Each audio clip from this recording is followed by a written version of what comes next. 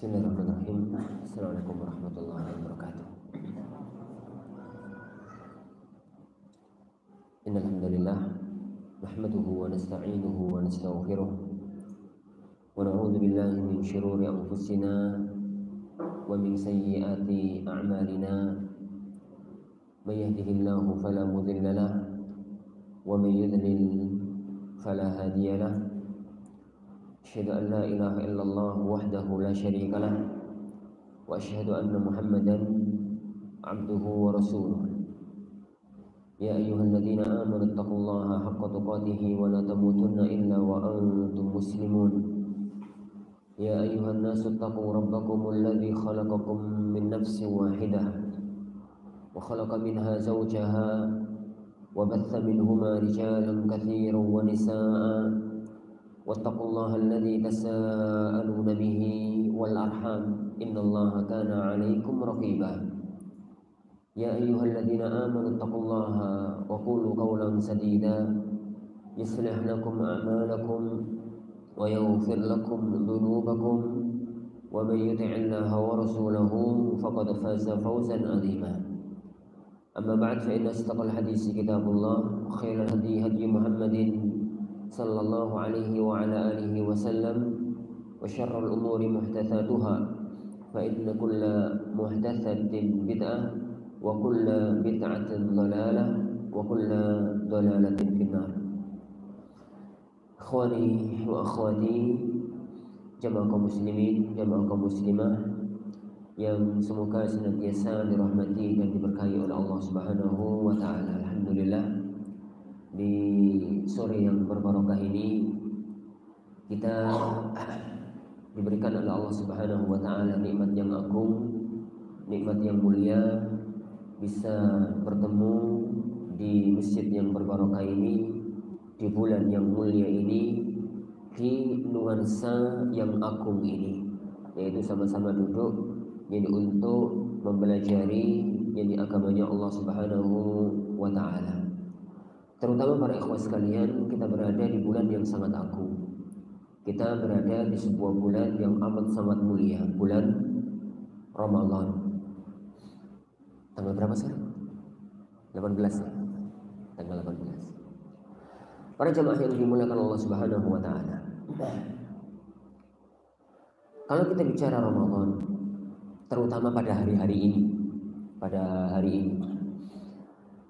kita akan selalu teringat bahwa bulan Ramadan tidak bisa lepas dari satu peristiwa agung, yaitu peristiwa turunnya Al-Quran pertama kali kepada Rasulullah Muhammad sallallahu alaihi wasallam. Terutama hari-hari ini, karena dalam pandangan yang kondang di tengah masyarakat, anda katakan yang kondang di tengah masyarakat, bahwa nuzulul Quran, turunnya Al-Quran pertama kali kepada Rasulullah SAW terjadi pada tanggal 17 Ramadan. Terjadi pada tanggal 17 Ramadan. Tanggal itu nggak salah, nggak benar. Jadi disalahkan ya itu kondang sekali. Bukan kondang di kalangan awam loh. Jadi bukan kondang di kalangan awam. Kalau kita bicara bahwasanya Isra dan Mi'raj itu terjadi pada tanggal 27 Rajab, itu adalah kondang di kalangan awam dan gak kondang di kalangan para ulama. Tapi tanggal 17 Ramadan itu juga termasuk pendapat yang kondang di kalangan ahlul ilm, termasuk pendapat yang masyhur di kalangan ahlul ilm. Tapi kemasyhuran itu bukan berarti tidak perlu untuk direvisi, ditelaah ulang.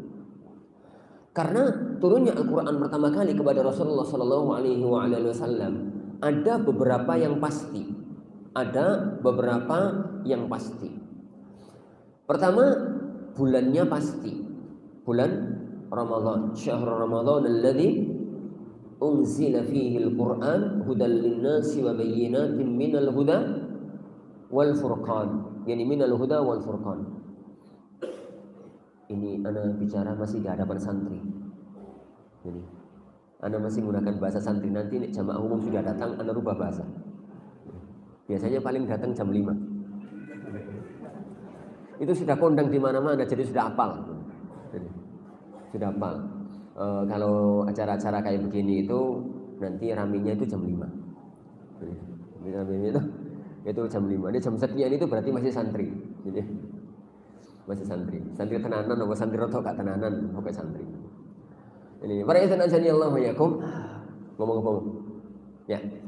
Ada beberapa yang pasti. Yang pertama, Syahrul Ramadan alladzi unzila fihi al-Qur'an. Di bulan Ramadan, di mana Allah Subhanahu wa taala nurunkan Al-Qur'an pertama kali yakni kepada Rasulullah sallallahu alaihi wasallam. Itu yang pasti dan itu yang pertama. Yang kedua, Al-Qur'an itu juga pasti turunnya pertama kali kepada beliau sallallahu alaihi wasallam itu malam hari. Rabbuna jalla wa ala berfirman, "Inna anzalnahu fi lailatin mubarakah."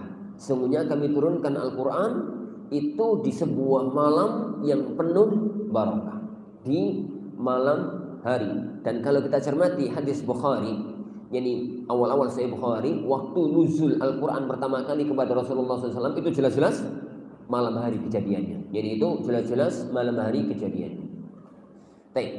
Yang ketiga, yang pasti pula bahwa turunnya Al-Quran pertama kali kepada Rasulullah SAW, turunnya Al-Quran pertama kali kepada Rasulullah SAW itu turun di malam Lailatul Qadar. Jadi itu turun di malam Lailatul Qadar. Malamnya ya, dan malam itu adalah malam Lailatul Qadar. Inna anzalnahu fi Lailatul Qadar. Sesungguhnya kami turunkan Al-Quran pertama kali kepada beliau sallallahu alaihi wasallam. Jadi itu adalah pada malam Lailatul Qadar. Itu yang ketiga. Yang keempat, yang pasti pula Al-Quran itu turun pertama kali adalah awal pertama kali Rasulullah sallallahu alaihi wasallam diutus jadi wahyu, dan itu hari jadi nabi, dan itu hari apa? Hari sudah hari Senin.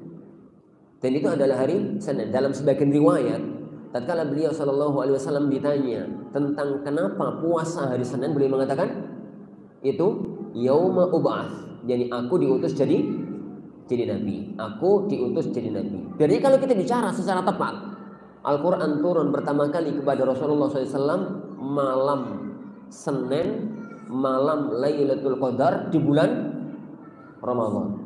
Kok malam Senin Ustaz? Dengan mastikannya dari mana? Iya, karena perhitungan hari dalam kalender Arab yang kemudian nanti dijadikan oleh Rasulullah sebagai kalender Islam, yang dijadikan oleh Umar bin Khattab sebagai kalender Hijriyah, itu hari itu berpindah hari dari azan maghrib, dari tenggelamnya matahari sampai tenggelamnya matahari. Kalau ada bayi lahir sekarang, lahir hari Ahad. Kalau ada bayi lahirnya ba'da tarawih, lahir hari Senin. Itu berkaitan dengan akikah. Bagi madhab para ulama yang menghitung hari itu pokoknya hari, tidak menghitung waktu lahir. Sudah bahas itu, nggak bisa dibahas khilaf, loro kabeh. Jadi bahas fikih itu ruwet pokoknya. Enak bahas ini ki karuan. Jadi kalau lahir hari sekarang berarti hari Ahad. Mau awal Ahad, mau tengah Ahad, mau ujung Ahad, yang penting lahir hari Ahad. Berarti akikah Sabtu. Jadi akikah Sabtu. Kalau lahirnya nanti berarti hari Senin. Lahirnya nanti pada maghrib atau pada tarawih gitu, atau pas tarawih. Jadi itu lahirnya, maksud lahiran pas tarawih. Jadi lahirnya itu hari Senin, dan ini hari Senin, mau awal hari, mau tengah hari, mau ujung hari, pokoknya hari Senin berarti akikah Ahad. Kalau begitu, tatkala Rasulullah SAW mengatakan, jadi hari Senin itu aku diutus, sedangkan Quran itu turun di malam hari, berarti bisa diambil kesimpulan turunnya Al-Quran itu malam Senin. Jadi turunnya Al-Quran itu malam Senin. Itu yang pasti. Itu yang pasti. Yang nggak pasti cuma satu, yaitu tanggal.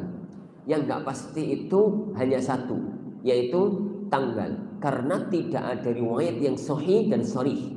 Tidak ada riwayat yang sahih tanggalnya berapa dan tegas. Yang tegas itu tanggalnya itu tanggal tanggal berapa. Dalam arti, jadi karena tidak ada dalil yang tegas, yang sahih, maka kajian masih sangat perlu untuk dikembangkan. Jadi kajian masih amat sangat perlu untuk dikembangkan, dan pengembangan ilminya dalam masalah itu bisa menggunakan cara-cara yang lainnya. Sebagian ahli ilmi rahimahullah taala mengatakan bahwasanya itu terjadi pada kemarin tanggal 17 Ramadan, sehingga kondang di negeri kita ditetapkan sebagai satu ketetapan nasional bahwa 17 Ramadan itu adalah tanggal nuzul Al-Quran. Jangan disalahkan ya Yohan, tapi perlu jadi dikritisi. Apa bedanya antara nyalahkan dengan mengkritisi? Jadi mengkritisi itu siapapun bisa dikritisi, illa Rasulullah Shallallahu Alaihi Wasallam. Tapi kalau menyalahkan, hati-hati. Jadi menyalahkan itu, jadi bukan makom kita kalau harus menyalahkan. Nah, kalau mengkritisi, kita katakan ada satu yang janggal. Kalau kita katakan bahwa, ini nuzulul Quran itu terjadinya pada tanggal 17. Ada satu yang sangat janggal. Janggal ya, nggak salah ya, janggal. Janggal kalau salah beda dong. Ya beda lah. Janggal ku rada bermasalah, tapi nggak salah, tapi nggak mesti salah. Ada satu yang janggal, yaitu kok malam Lailatul Qadar tanggal 17? Kok malam Lailatul Qadar itu malam? Jadi malam 17. Ini sekedar janggal ya, kawan. Sekedar janggal, tapi nggak bisa langsung divonis salah. Kenapa Ustaz kok nggak bisa divonis salah langsung? Antum coba lihat Lataiful Ma'arif Ibnu Rajab. Pada waktu membahas tentang bulan Ramadan. Lataiful Ma'arif, yani fima fil mawasim minal wadhaif. Jadi amal-amal bulanan. Jadi amal bulan Muharram apa wae, keutamaan bulan Safar, amalin bulan Safar. Jadi hal-hal yang berkaitan dengan Safar, Rabiul Awwal, Rabiul Akhir, begitu ya, sampai di Ramadan. Di bagian Ramadan, dan Imam Ibnu Rajab rahimahullah taala mempunyai kitab khusus namanya Bughyatul Insan, yani fi wadhaifi Ramadan. Pada waktu bahas tentang masalah Lailatul Qadar, yani beliau itu pada waktu membahas mengenai masalah ini, beliau itu mengatakan ada kemungkinan, namanya juga kemungkinan ya, ada kemungkinan Lailatul Qadar dahulu itu dari awal Ramadan. Jadi tanggal 17 itu mungkin aja. Jadi mungkin, namanya juga mungkin. Mungkin aja. Dan itu disebutkan oleh beliau dan oleh sebagian para ulama. Itu disebutkan oleh para ulama. Tapi sesuatu yang sudah maklum bahwasanya malam-malam Lailatul Qadar itu adalah terjadinya 10 hari malam yang terakhir, dan itu lebih kuat. Dan itu lebih kuat. Oleh karena itu sebagian ahli ilmi mengatakan bahwa malam turunnya Al-Quran, nuzul Al-Quran itu terjadinya di malam 21 Ramadan. Malam 21 Ramadan. Di antara mereka yang mengatakan itu, seingat ana, sahib Rahikul Mahtum, Syafiur Rahman Mubarakfuri, dan beberapa kalangan ulama-ulama yang lain setelah menggabungkan antara kajian hadis, kajian sejarah dengan kajian falak. Setelah menggabungkan ya kawan, antara kajian hadis, kajian sejarah ya kawan, kajian sirah nabawiyah, kajian hadis, kajian sirah nabawiyah sama kajian falak. Oh kaitannya karo kajian falak barang. Jadi, opo kaitannya karo kajian falak? Ilmu falak itu bisa mendeteksi peredaran matahari dan bulan masa lalu, masa sekarang, dan masa yang akan, masa yang akan datang. Contoh ya kawan, kajian falak itu kadang-kadang bisa masuk dalam kajian-kajian syar'i. Antum tahu perselisihan para ulama tentang masalah sholat kusuf? Gak apa-apa, ini masih santri ini. Nanti nih jam 5 aku pindah bahasan. Ini masih level santri, jadi kajiannya kajian santri. Jadi antum masih ingat khilaf para ulama berkaitan dengan sholat kusuf? Sebenarnya jawabin sholat gerhana. Antum tahu toh, ashabul hadis mesti tahu lah. Riwayat dalam sahihain itu tata cara sholat gerhana itu macam-macam toh. Macam-macam. Iya apa ya? Anak gak iya apa enggak? Iya apa iya? Iya. Jadi ada riwayat yang mengatakan dalam sahihain, anak gak bahas di luar sahihain. Dalam sahihain ada riwayat yang mengatakan sholat kusuf itu kayak sholat subuh. Huwa. Ada riwayat yang sholat kusuf itu 2 rakaat, per rakaatnya 2 rukuk, 2 sujud. Itu yang kondang, dan itu madzhab jumhur. Ada yang mengatakan 2 rakaat, per rakaatnya 3 rukuk 2 sujud. Ada yang mengatakan, ada beberapa riwayat sahih itu yang 2 rakaat per rakaatnya 4 rukuk 2 sujud. Kayaknya itu terakhir. Yang riwayat 5 rukuk itu dipertanyakan sanadnya. Itu dipertanyakan sanadnya di luar sahih. Kemudian terjadi masalah besar di kalangan ahlul ilmi dalam kajian-kajian ilmiah. Dipertanyakan besar. Anak tadi janji jam 5 ya. Ini masih kajian santri. Berapa Pak? Ngomong apa mau? Ada satu masalah besar dalam kajian ilmiah. Ada satu masalah besar dalam kajian ilmiah, yaitu, loh, memang gerhana di zaman Rasulullah SAW terjadi berapa kali? Sebentar tuh, terus selesai aku ngomong. Ini, memang yani gerhana di zaman Rasulullah SAW itu terjadinya berapa kali? Kok sampai ada beberapa riwayat? Kok sampai ada beberapa riwayat? Beberapa riwayat yang menunjukkan bahwasanya beliau SAW itu sholat begini, berarti gerhana itu minimalnya 4 kali. Gak mungkin toh sekali kejadian terus riwayatnya banyak. Riwayatnya banyak. Tapi kalau kita katakan gerhana itu terjadi beberapa kali, itu muskil. Muskilnya apa? Semua dalil yang berbicara tentang sholat gerhana itu berkaitan dengan wafatnya Ibrahim. Semua dalil yang berkaitan dengan gerhana itu berkaitan dengan wafatnya Ibrahim. Ibrahim itu siapa? Anaknya beliau sallallahu alaihi wasallam. Ibrahim tonggo sampean. Jadi Ibrahim anaknya Rasulullah sallallahu alaihi wasallam. Kalau kita lihat dari semua riwayat yang mana itu berkaitan dengan wafatnya Ibrahim, itu berarti segedenya sekali. Tapi kok riwayatnya koyok semacam ini, dan mustahil dalam tinjauan falak kalau selama berapa tahun? 10 tahun gerhana itu cuma sekali. Jadi antum mesti urip 10 tahun. 10 tahun terakhir gerhana matahari terjadi berapa kali dan gerhana bulan terjadi berapa kali? 10 tahun di Indonesia gerhana matahari terjadi berapa kali? Gerhana bulan terjadi berapa kali dalam kurun waktu 10 tahun dan dunia ini sama. Nih, dunia ini sama. Berapa tahun? Setahun berapa kali terjadi? Bulan-bulan. Ring, gak mungkin kalau 10 tahun itu sekali. Mustahil. Jadi mustahil. Lah, dari situ maka butuh kajian hadis. Kajian hadis ini dipadukan dengan kajian tarikh. Kajian tarikh ini berkaitan dengan kajian falak, ilmu astronomi. Dalam tinjauan astronomi di Jaziratul Arab, area Jaziratul Arab, dengan hitungan astronomi, gerhana bulan terjadi beberapa kali. Gerhana matahari terjadi beberapa kali antara tahun 570 sampai 636. Salah. 633. Rasulullah SAW lahir tahun 570 atau 571 Masehi. Meninggal dunia tahun 633. Itu kalau di tanah Jawa Dwi, Pak. Zaman itu kerajaan apa? Kerajaan Jawa yang lahir di abad ke-6 itu kerajaan apa? Jepajir. Ken Arok mendirikan Singosari yang merupakan cikal bakalnya Majapahit itu tahun 1222.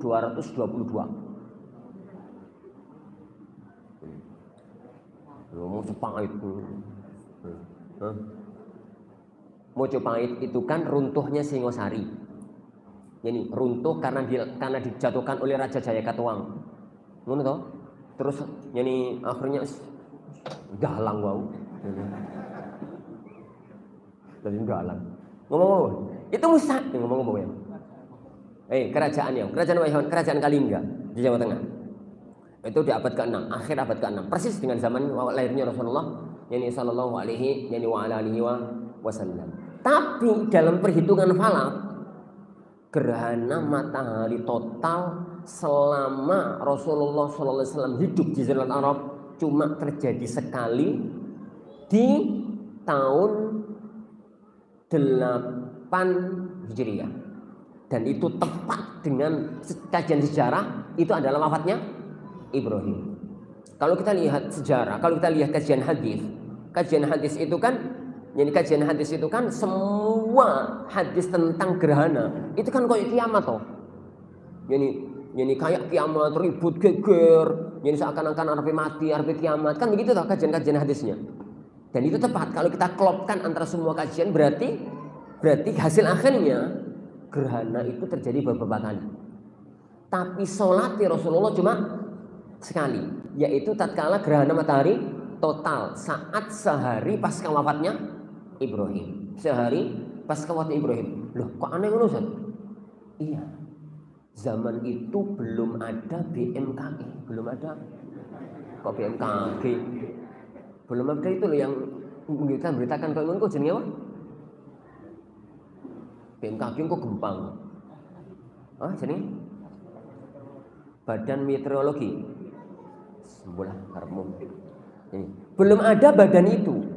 Sehingga orang itu nggak mungkin tahu kapan terjadinya gerhana. Kalau gerhana matahari itu nggak total, nggak akan ada orang tahu. Jadi dianggapnya mendung, dianggapnya redup. Sopor penyawang matahari. Jadi kalau nggak diberitakan gerhana bulan itu nggak akan ada orang tahu. Kita itu tahu jam 2 nanti ada gerhana bulan. Kenapa? Ya tahu beritain. Sesuk unar kono gerhana itu sudah tahu yang diberitain. Makanya kono sing geger, kono sing ribut wis ngerti. Jadi semacam itu. Ngomong sampai begini. Gara-gara ngomong. Oh, gara-gara ngomong nuzulul Quran. Jadi gara-gara ngomong nuzulul Quran. Kalau kita gabungkan antara kajian-kajian yang ada, maka sebagian para ulama yang kajian-kajian yang ada itu menetapkan bahwasanya itu terjadinya adalah pada malam 21 Ramadan. Tapi ini kajian, itu kajian, semuanya masih muhtamal. Semuanya masih muhtamal. Kita memuhtamalkan yang muhtamal, memastikan yang pasti. Yang pasti kan bulan Ramadan. Yang pasti pula malam hari. Yang pasti pula malam Lailatul Qadar. Yang pasti pula malam Senin. Yang nggak pasti tanggalnya. Yang nggak pasti itu tanggalnya. Nah, Ramadan para jemaah sekalian. Lihat sekarang satu sisi masalah lagi. Jadi satu sisi masalah lagi. Ramadan itu dalam kamus bangsa Arab bukan bulan mulia. Dalam kamus bahasa Arab bukan bulan mulia. Bangsa Arab itu para ikhwan sekalian, bangsa Arab sebelum lahirnya Rasulullah SAW sudah kenal kalender, sudah kenal apa? Tanggal, sudah kenal hari. Hari ini yaitu Ahad, Sabtu, Ahad, Senin itu hari ini. Sudah kenal bulan. Bulannya yaitu namanya. Bulannya yaitu ya Muharram, Safar, Rabiul Awal, Rabiul Akhir, Jumadil Ula, Jumadil Tsaniyah, Rajab, Sya'ban, Ramadan, yani Syawal, kemudian Dzulqa'dah, Dzulhijjah. Bulannya itu namanya. Itu nama-nama bulan sebelum Rasulullah SAW lahir dan diaminkan oleh syariat. Dalam artian nama bulan nggak dirubah. Nama bulan itu nggak dirubah. Karena nama-nama bulan itu dibuat oleh beliau Shallallahu Alaihi Wasallam, dibuat oleh orang Arab berdasarkan kondisi musim dan kondisi amal bangsa Arab. Kondisi musim dan kondisi amal, yani bahasa Arab. Contoh, kenapa kau dinamakan dengan Rabi? Rabi itu musim semi. Jadi makanya pada waktu menamakan bulan, mereka itu iki musim semi, ra ono masalah tertentu pada bulan ini. Wis jenenge wae Rabi. Sesuk Rabi, ya Rabiul Awal, Rabiul Tsani. Setelahnya mulai dingin. Dingin kan beku toh, Jumada. Beku. Yani Jumadal Ula, Jumada, yani Tsaniyah. Setelah itu adatnya orang Arab, setelah musim dingin itu mereka adalah punya adat berbondong-bondong masyarakat sekitar untuk ziarah ke Masjidil Haram. Ingat ya, Ka'bah itu tetap mulia, agung sejak zaman Nabi Ismail sampai kedatangannya Rasulullah SAW. Mereka mengagungkan, karena bulan itu diagungkan, dimuliakan, maka bulannya perlu dimuliakan. Dinamakan dengan bulan Rajab. Rajab itu apa artinya, Iwan? Rajab itu murajab, murajab itu mufaddal, mu'azzam. Jadi bulan yang diagungkan. Setelah itu mulai akan datang musim panas. Mulai akan datang musim panas. Orang bangsa Arab kalau mau datang musim panas itu mereka jarang di rumah. Kenapa? Ya ada di Syi'ab itu di ono gunung. Nah tengah-tengahnya itu nek cilik itu namanya Syi'ab, nek gede namanya wadi. Ini gunung. Lalu semua ini itu namanya wadi. Tapi kalau gunung-gunung dan cuma jalan-jalan kecil itu namanya syib. Orang-orang itu pada di situ. Orang-orang itu pada senang di situ. Makanya bulan itu dan makan dengan Sya'ban. Setelah itu datang musim panas. Akhirnya mereka menamakannya dengan Ramadan. Ramadan. Kenapa? Karena Ramadan itu hararah syadidah. Yani salatul awabin kata Rasulullah SAW, idza ramadatil fisan. Salat awabin itu salat duha, itu yang paling bagus tatkala anak-anak unta mulai kepanasan. Ramad itu mulai panas. Begitulah cara memberi nama, dan nama itu gak dirubah oleh Rasulullah sallallahu alaihi wasallam. Ramadan dalam kamus bangsa Arab ya ikhwan, itu bukan termasuk bulan mulia. Dalam kamus bahasa Arab itu bukan termasuk bulan mulia. Sama sekali tidak termasuk bulan mulia. Sama sekali. Karena di antara 12 bulan yang mulia itu bulan 4 bulan. Rabbuna Jalla wa Ala berfirman dalam At-Taubah, "Inna 'iddatasy syuhuri indallahi 12 syahran fi kitabillah yauma khalaqas samawati wal ard minha arba'atun hurum." Inna 'iddatasy syuhuri indallah. Sungguhnya hitungan bulan di sisi Allah Subhanahu wa taala. Afwan, ana beberapa jamaah mulai datang. Ana pindah bahasan. Tetap ini tapi gak kayak tadi. Jadi ngebahas khilaf dulu. Jadi, baik. Ana mulai pada tahapan kedua. Jadi, para sahabat sekalian, ketahuilah. Ramadan itu, nama Ramadan itu sudah ada sebelum lahirnya Rasulullah. Sebelum lahirnya Rasulullah SAW. Bagaimana Anda katakan tadi? Jadi bangsa Arab itu sudah kenal kalender, sudah kenal bulan. Satu-satunya yang tidak mereka kenal itu tahun. Tahun itu mereka gak kenal tahun. Mereka orang-orang Arab itu menggunakan standar tahun pakai peristiwa-peristiwa besar, al-hawadithul kubra, peristiwa-peristiwa besar. Tahun lahirnya Rasulullah SAW lahir pada bulan Rabiul Awal dalam mazhab yang masyhur, dan itu mazhab jumhur. Tanggalnya nggak pasti. Jadi lahir pada bulan Rabiul Awal. 2 bulan sebelumnya, bulan Muharram, itu kan terjadi peristiwa penyerangan Abraha dengan pasukan bergajahnya dari Habasyah yang menguasai Yaman menyerang Ka'bah. Karena peristiwanya geger besar membawa pasukan gajah, maka orang-orang itu menyebut tahun itu sanah atau tahun fil, tahun gajah. Nah, apapun yang terjadi di tahun itu dinamakan tahun gajah. Oh, fulan lahir bulan Rabiul Awal, tahun gajah. Oh, fulan nikah di bulan Rabiul Tsani, tahun gajah. Nah, ini setahun setelahnya baru kejadian. Oh, fulan lahir bulan Rabiul Awal setahun setelah gajah. Ruwet pokoknya, setahun setelah gajah. 2 tahun setelah gajah. Sampai ada peristiwa besar, istilah gajah hilang. Ganti pitik. Jadi ganti tahun pitik. Mau tahun apa meneh. Kemudian hilang, ganti tahun apa. Jadi mereka menyebutkan tahun. Sampai di zaman Amirul Mukminin Umar bin Khattab. Amirul Mukminin Umar bin Khattab, beliau menyelesaikan satu kasus masalah perdata. Di zaman Umar bin Khattab ada satu kasus perdata, utang piutang. Yang satu wis nagih, wis sampeyan bayar iki. Sing satu enggak. Iki tanggalnya tahun ngarep.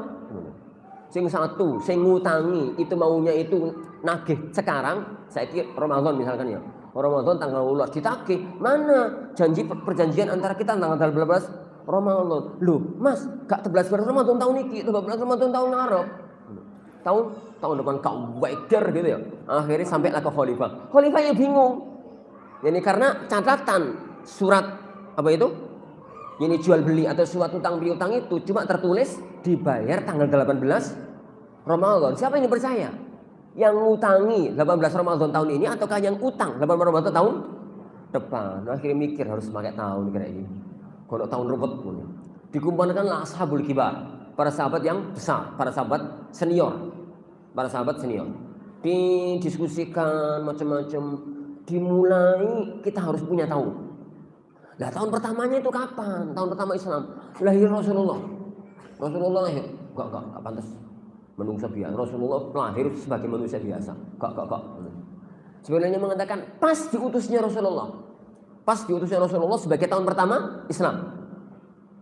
Sebagai mengatakan janganlah mau bar diutusnya Rasulullah saya ribut. isek tersiksa, isek susah, jangan.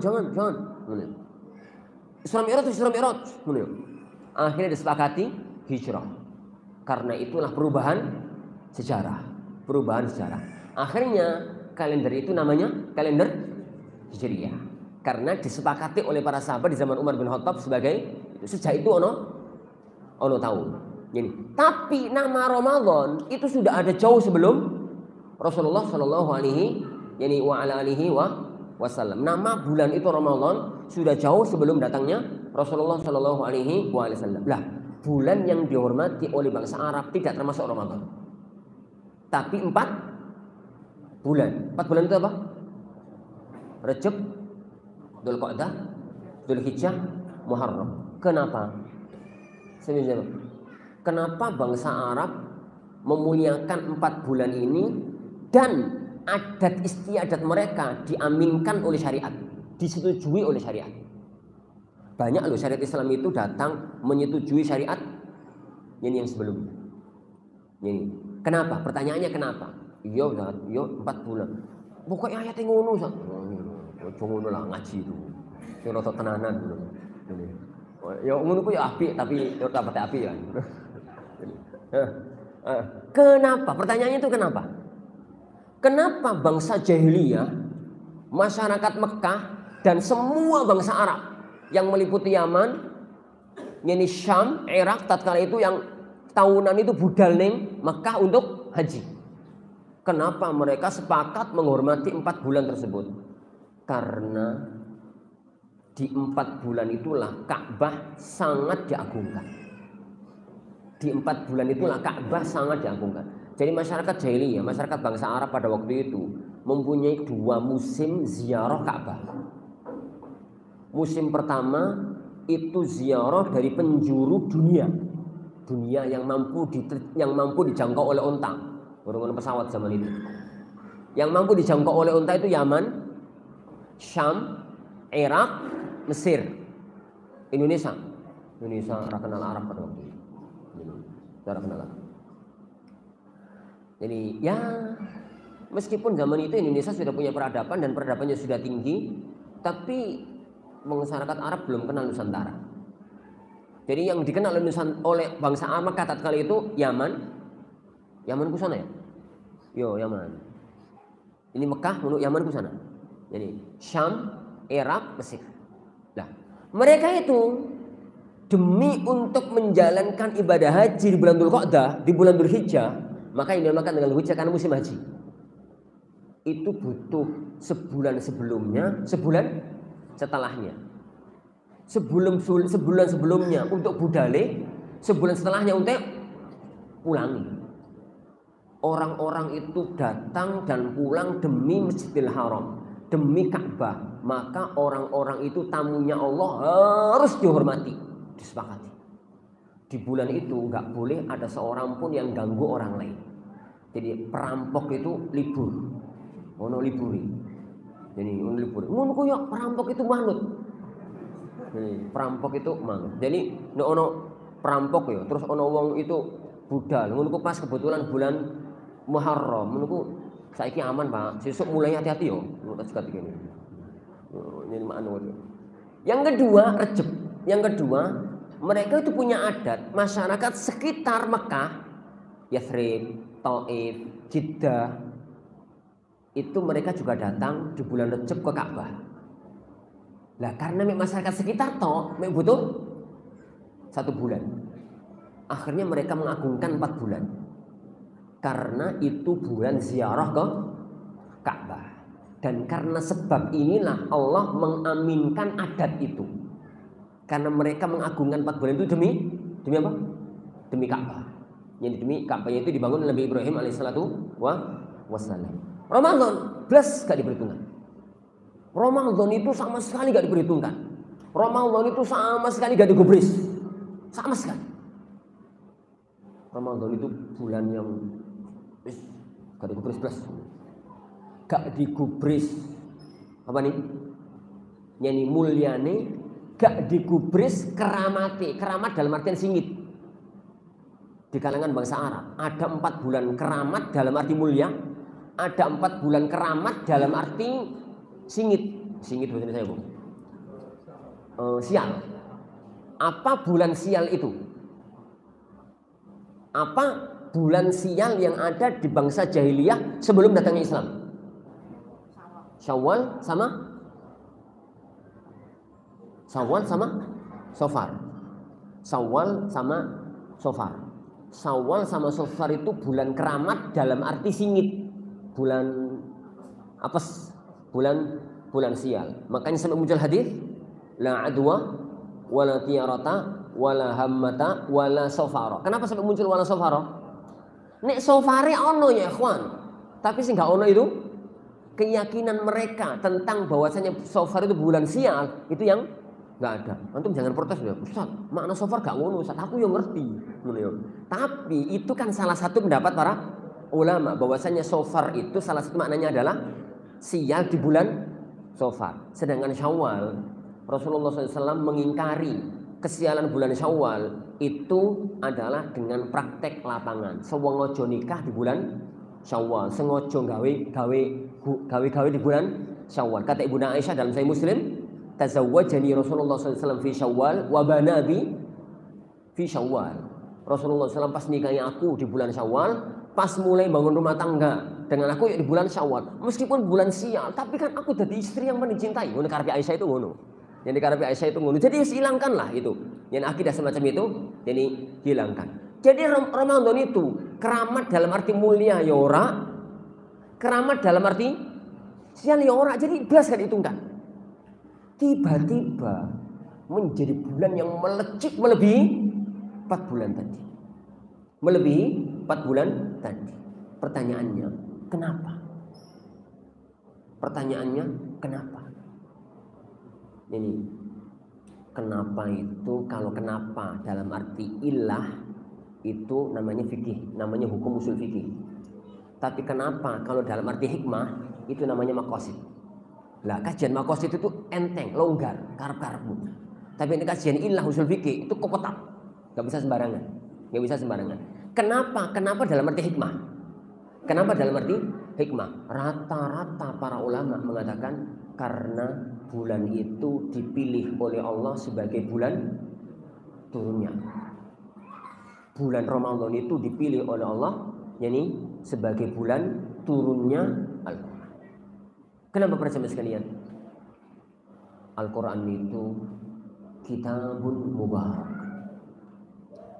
Dan ayat-ayat yang menyatakan bahwa Al-Quran itu kitab yang penuh barokah itu terlalu banyak. Jadi kitabun anzalnahu ilaika mubarakan. Yani dan macam-macam ayat yang menunjukkan bahwa Al-Quran itu kitab yang penuh barokah. Apa itu barokah ya? Apa itu lafaz mubarak? Yani kitab yang barokah. Barokah itu artinya apa? Barokah itu diambil dari kata-kata birkah. Apa itu birkah?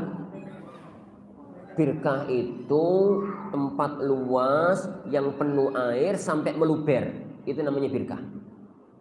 Jadi itu namanya ini birkah. Makanya ini tambah itu sampai jenenge birkah ya ora patek pas.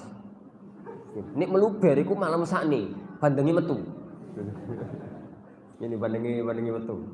Jenenge apa ngono lho, ojo birkah. Birkah itu dinamakan dengan birkah. Ini dinamakan dengan birkah kalau sampai meluber, itu baru namanya birkah.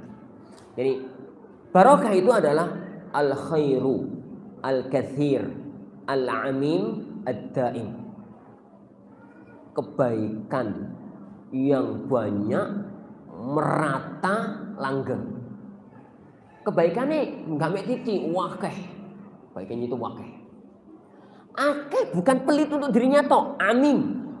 Untuk dirinya, untuk keluarganya, untuk masyarakatnya, untuk siapapun yang ada di sekitarnya. Amin.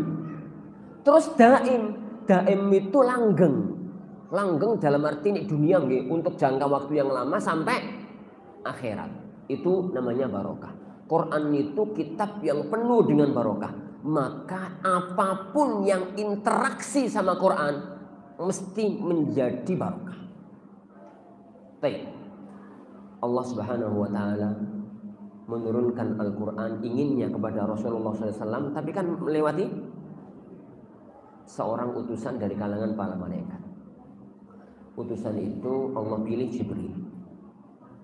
Jibril pun menjadi malaikat yang paling mulia. Oleh malaikat Jibril turunkan kepada Muhammad sallallahu alaihi wasallam. Pada waktu Al-Qur'an turun kepada Rasulullah sallallahu alaihi wasallam, Muhammad itu hanyalah seorang anak biasa. Manusia biasa. Suami Khadijah, anaknya Abdullah, putune Abdul Muttalib. Masyarakat biasa. Beliau bukan tokoh di tengah masyarakat, hanya keluarga berdarah biru. Tapi bukan tokoh Quraisy atau itu. Beliau adalah rakyat jelata. Tiba-tiba setelah turunnya Al-Quran, beliau menjadi melejit pada level tertinggi kepada beliau. Karena menjadi seorang nabi, menjadi seorang rasul. Bulan turunnya Al-Quran menjadi bulan yang melejit. Dari yang gak diperhitungkan menjadi bulan yang paling diperhitungkan. Malam turunnya Al-Quran menjadi malam termulia dalam sepanjang tahun. Malam Lailatul Qadar. Malam Lailatul Qadar. Tempat turunnya Al-Quran, Mekah sama Madinah, menjadi daerah paling mulia di muka bumi. Itu mereka protes. Gak sangat, Mekah mulia ke zaman Nabi Ibrahim. Wis manut. Madinah ya kawan. Yathrib itu daerah yang gak diperhitungkan. Makanya kalau antum ngaji sejarah, tatkala Rasulullah Shallallahu Alaihi Wasallam 2 tahun sebelum hijrah, di peristiwa Aqabah yang pertama itu, pokok imun lah, Aqabah yang pertama, beliau itu kan arlo nafsahu lil qabail, jadi nawarkan dirinya, yani kepada semua kabilah. Beliau itu datang kabilah ini, datangi satu-satu. Ayyuhan nas, inni rasulun min rabbil alamin, man yahmiluni ila qaumihi fa inna quraisyan mana'uni min iblahi kalami rabbi. Ini siapa yang mau membawa aku ke kampungnya? Aku ini Rasulullah, karena orang-orang Quraisy sudah menghalangi aku dari menyampaikan kalam Tuhanku. Siapa yang berani? Siapa yang mau? Kawabe itu mikir. Nek kami bawa kamu ke negeri kami, mati. Nampak kok mati? Lawannya Quraisy. Quraisy itu di kalangan bangsa Arab adalah kekuatan adidaya. Di kalangan bangsa Arab, pasukan terkuat itu adalah pasukan Quraisy. Siapa yang bisa mengalahkan Quraisy? Di dalamnya ada Umar bin Khattab, ada Khalid bin Walid, ada Amr bin As. Ini ada para pendekar. Ini kalah nih Brahmakubara. Pemain ini, siapa itu? Brahmakumbara itu aku kenal, masalah biar SD itu sering ngiringin Brahmakumbara. Tapi sampai saya gak hilang-hilang nih. Sampai saya gak hilang-hilang. Ini Brahmakumbara karo mantili yo. Jadi mereka itu takutnya nanti lawannya itu Quraisy. Sampai kemudian orang-orang Aus, orang-orang Khazraj mendengar bahwasanya ada orang yang ngaku jadi nabi, nawar-nawarkan diri. Orang Aus dan Khazraj itu kan mikir-mikir, oh jangan-jangan wong iki sing dijanjekno wong Yahudi negeri kita itu. Gitu. Lanjut sejarah ya, secara populer. Ngawur nih ngomongnya yo. Ngawur pokoke ben gak ngantuk. Jadi kenapa kok orang-orang Aus dan orang-orang Khazraj sebagai pelaku sejarah pertama, sebagai penduduk asli kota Madinah, mereka itu yang mendekati Rasulullah SAW. Mereka di kota Yathrib, di negeri Yathrib, di kampung Yathrib itu kan tetanggaan karo pendatang, yaitu siapa? Orang-orang Yahudi, ada 3 kabilah lagi. Orang Yahudi itu dimanapun berada bikin reseh. Mereka itu tukang reseh pokoknya Yahudi. Ya wajar lah. Koncoi ketek. Bukan iya koncoi. Dulur ketek. Di mana mereka tinggal di situ bikin masalah. Gegeran nih kalau penduduk asli. Ribut nih kalau penduduk asli. Lah wong Yahudi itu ribut kakean sombong sering kalah perang. Ben kalah itu ngancem. Rapopo saiki kalah. Sebentar lagi akan datang seorang nabi. Dan kalau nabi itu datang kita akan ngikuti beliau. Kalau kita ngikuti beliau siapapun lawan nabi itu mesti hancur. Ben kalah ngomong ngono. Sampai Aus dan Khazraj itu kepikiran Nabi ku apa tuh yo. Nah mereka kan orang awam tuh. Orang jahili ya, orang awam. Mereka gak ngerti apa-apa. Nabi itu ya sopo. Tatkala mereka budal haji di tahun 12 kenabian. Dan tahun 12 yani kenabian. Ada berita simpang siur, berita burung, ada nabi tersebut iki palingo. Yani iki palingo. Ayo iman. Disiki wong Yahudi. Itu nunggu disiki wong Yahudi. Akhirnya mereka lah yang menjadi takdirnya Allah ya kawan. Mereka yang kemudian menjadi pembela dakwahnya Rasulullah ini sallallahu alaihi wa ala alihi wasallam. Tahulah Mekah. Anak bahas tadi kan Mekah ya. Mekah oke lah. Mekah itu sudah menjadi kota mulia sejak zaman Nabi. Tapi Yathrib itu nggak pernah dikenal oleh sejarah. Tiba-tiba melejit menjadi penyaingnya Mekah. Bahkan di beberapa titik Madinah itu lebih mulia dibandingkan Mekah. Di titik apa ya, kawan? Di beberapa titik Madinah itu lebih mulia dibandingkan Mekah. Di titik apa itu? Titik keberkahan. Ini ibadah yo, saya pengen di Mekah. Tapi ini titik keberkahan. Rasulullah SAW mengatakan, Allahumma ja'al lil madinati dhi'fai ma ja'altahu lil Makkah minal barakah. Dalam Sahih Muslim. Ya Allah, yang dijadikanlah kota Madinah ini 2 kali lipat dari yang kau jadikan di kota Mekah dari keberkahan. Maka siapapun yang pernah urip di Madinah, siapapun yang pernah urip di Mekah, tak takoni. Penak di urip di Madinah karo di Mekah. Karo-karo ini gak ngerti. Yo karo-karo ini gak ngerti. Ala kulli. Yathrib itu menjadi melejit itu karena tempat turunnya wahyu. Maka para ikhwan sekalian, kalau mau menjadi manusia mulia, dekatlah dengan Al-Quran. Kalau mau menjadi manusia mulia, dekatlah dengan Al-Quran. Jangankan menungso, kertas benda mati, tatkala dekat dengan Al-Quran, melejit menjadi kertas yang sangat dimuliakan.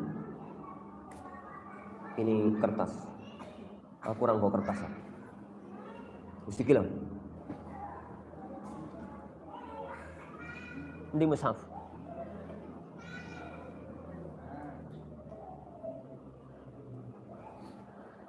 Tapi ya, perhatikan kitab suci yang satu ini. Ini sampul, bahannya plastik. Sudah plastik pun dulu. Sampul bahannya plastik. Ini kertas. Ini antara coba buku lain. Buku lainnya ini. Bukan tuh. Pinjam sebentar.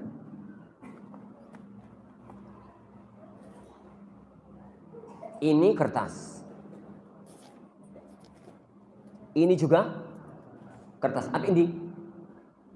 Bagus mana? Tergantung. Ini kalau antum api iki. Ini kalau antum api iki. Maksudnya kertasnya, bahan kertasnya bagusan mana? Oke lah, gak terlalu penting. Tapi begitu yang ini dicetak Al-Quran, yang ini jadi buku tulis, kedudukannya jauh berbeda. Niki engko serta rusak bungkus bawang karo bungkus kacang dan melijo. Tapi kalau yang satu ini jangan coba-coba. Bungkus kacang gerutuk sampai karo santri.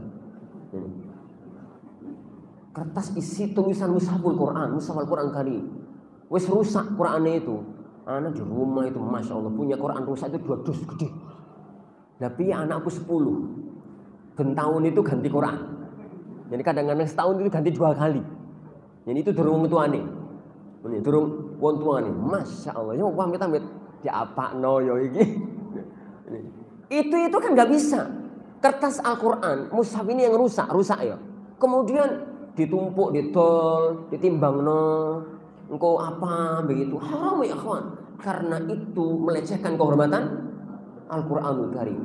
Harus ditempatkan di tempat yang bersih, terhormat. Kalau terpaksa harus dibakar di tempat yang suci, atau kata sebagaimana ulama dipendem di tempat yang suci. Jangan kemudian ono nyapu, ono kertas. Nek nyapu kertas itu koran, monggo terus nih sapu, nggo campur telek, campur opo, campur kulit pindang, dasi pindang. Tapi kalau ada mushaf kececer, kertas ini misalkan ya ada anak kemudian tulisan Quran, kemudian disobek, kemudian jatuh, disapu itu haram diteruskan nyapu. Harus diambil, ditaruh di tempat yang suci dan terhormat. Kenapa podo-podo kertasi? Podo-podo kertasi. Ini itu buku biasa, sampai dolen tengah-tengah dompet, dolen mburi kini dudui, monggo. Tapi kalau ini, hati-hati, sini Jibril sampai. Hati-hati. Kenapa kertas ini menjadi sangat mulia? Karena ini ditakdirkan oleh Allah tercetak sebagai mushaf Al-Qur'anul Karim. Sama-sama kertas. Dari sisi hukum jauh berbeda. Kalau dalam fikih jumhur kan menyentuh ini harus punya wudu. Kalau dalam fikih jumhur ya kawan, harus punya wudu. Nek nyetuh kertas ini sambil iya ya ora apa-apa. Sambil di WC ngono, karena apa-apa. Ini. Tapi begitu dia menjadi mushaf Al-Qur'anul Karim, maka hukumnya melejit. Kenapa? Karena dia sekarang wadai Al-Qur'an. Wadai Al-Qur'an. Yang betul di sini adalah Al-Qur'anul Karim. Nek kertasnya kan wadai Al-Qur'an. Lah, diri kita ya akhwan, itu kalau mau mulia, jadikanlah diri kita itu wadai Al-Qur'an. Jadikanlah diri kita itu wadai Al-Qur'an. Kalau mau mulia di sisi Allah Subhanahu wa ta'ala. Apa itu wadai Al-Qur'an? Yo wadai Al-Qur'an. Yo Al-Qur'an diwadai nih, mana ngono ya. Jadikanlah diri kita itu orang-orang yang sebagai wadai Al-Quran. Membaca, mempelajari, belajar, mengajar terhadap Al-Quran Karim. Makanya Rasulullah SAW itu mengatakan, khairukum man ta'allama al-Qur'ana wa 'allama. Sebaik-baik kalian itu man ta'allama al-Qur'an. Siapa yang belajar Al-Quran, wa'allamahu, dan mengajarkan Al-Quran, wa'allamahu, dan mengajarkan Al-Quran. Ta'allama wa'allam ya kawan, belajar dan ngajar. Al-Quran itu dengan makna luas. Apa makna luas itu? Apa makna luas? Al-Quran itu kan dipelajari dan diajarkan dari sisi bacaannya, dari sisi tafsiri, dari sisi hukumi. Al-Qur'an Karim mau belajar, mau ngajar. Kan khairukum man ta'allama al-Qur'ana wa 'allama. Sebaik-baik kalian itu yang belajar Al-Qur'an, yang mengajarkan Al-Qur'an. Itu dari makna luas. Jadi tolong ini dicermati karena hadis ini sering disempitkan. Ini sering disempitkan, sering disempitkan. Makna belajar Quran yo moco. Mana belajar Quran yo moco. Mirip-mirip dengan sebagian kalangan yang menyempitkan makna menegakkan syariat itu dengan menegakkan kisos. Menegakkan syariat itu sholat jamaah yang menegakkan syariat, wudu sesuai sunnah dengan menegakkan syariat. Apapun yang perintah agama kalau kita kerjakan dan kita usahakan berarti menegakkan syariat. Termasuk tadi hukum pidana perdata juga menegakkan syariat. Mempelajari khairukum man ta'allama al-Qur'ana wa 'allama. Sebaik-baik kalian itu yang mempelajari Al-Qur'an, yang mengajarkan Al-Qur'an. Dalam arti luas. Mempelajari Al-Qur'an, mengajarkan Al-Quran dari 3 sisinya. 1, mempelajari, mengajarkan bacaani. Yang kedua, mempelajari, mengajarkan tafsiri. Yang ketiga, mempelajari, mengajarkan hukum. Bacaani menjadi ilmu tajwid, ilmu tahsin, ilmu qiraah, ilmu qiraah. Apa ya wis, itu tau. Tafsiri Macam-macam lah tafsir itu. Ada tafsir bil ma'thur, tafsir bil ma'qul, tafsir maudhu'i, tafsir ahkam, tafsir munasabat, tafsir ngene, tafsir ngono. Tafsir itu wakai macam ini. Bisa ambrok.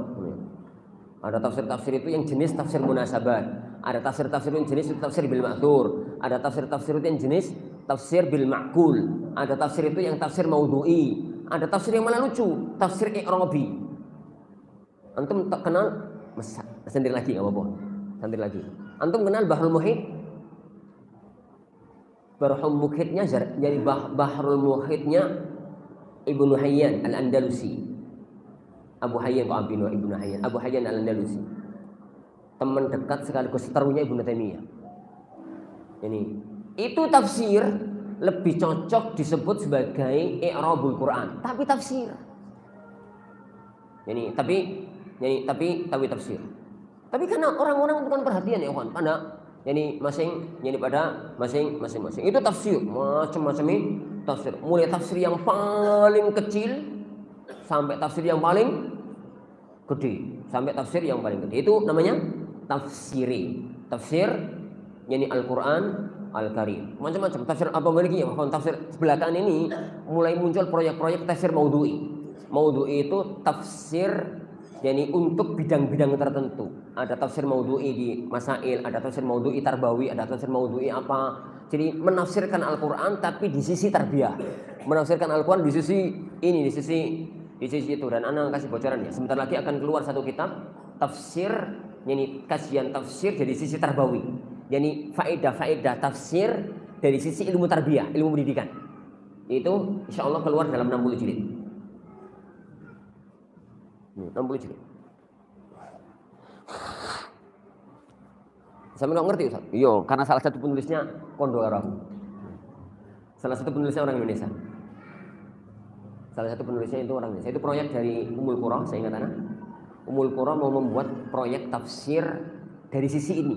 Ini tafsir dari sisi fikih sudah banyak, tafsir dari sisi nahwu sudah banyak, tafsir dari sisi ini sudah banyak. Lah, beliau akhirnya mereka membuat proyek tafsir dari sisi tarbiyah. Tafsir ini dipecah ke 60 orang untuk ditulis sebagai disertasi doktoral. Lah salah satu penulisnya itu orang Indonesia. Salah satu penulisnya itu orang Indonesia. Sebut namanya? Aku turun izin. Aku turun izin. Jadi nggak perlu dulu. Aku tak izin dulu. Jadi nanti per setengah juz dari satu jilid. Ini per setengah juz jadi satu jilid. Akhirnya kan jadinya 60. Itu isine durung muqaddimah sama penutup. Penutup itu 3 jilid loh. Penutup itu 3, muqaddimah bisa 1. Berarti 65, 64, 65. Yo, durung tebel ya. Ini durung tebel. Durung tebel. Yang ketiga, apa tadi yang ketiga? Mempelajari Al-Quran dari siapa? Dari sisi hukumnya. Mempelajari Al-Quran dari sisi hukum. Hukum ya akidah, ya fikih, ya akhlak, ya muamalah. Dan yang sisi yang ketiga ini mau nggak mau harus masuk kepada kajian hadis, kajian ini. Intinya khairukum man ta'allamal Qur'ana wa 'allama. Itu kalau kita keluarkan ke permukaan berarti sebaik-baik kalian adalah orang yang belajar ilmu agama. Yo maca Qur'ane, ya tajwide, yo tafsire, yo hukume, mau fikih, mau tafsir mereka, mau akidah, mau hadisnya, mau ini, mau itu dan jadi macam-macam. Kalau mau menjadi orang yang mulia. Jadi tapi ya kawan, jenengan itu meskipun ngaji yang kedua maupun ngaji yang ketiga jangan lupakan tetap yang pertama sebagai bacaan Al-Qur'an, yani Al-Karim, menjadi orang yang mulia. Kenapa para jamaah yang dimulakan Allah Subhanahu wa taala? Ya, Anda katakan tadi. Semua tadi menjadi mulia karena interaksi dengan Al-Qur'an.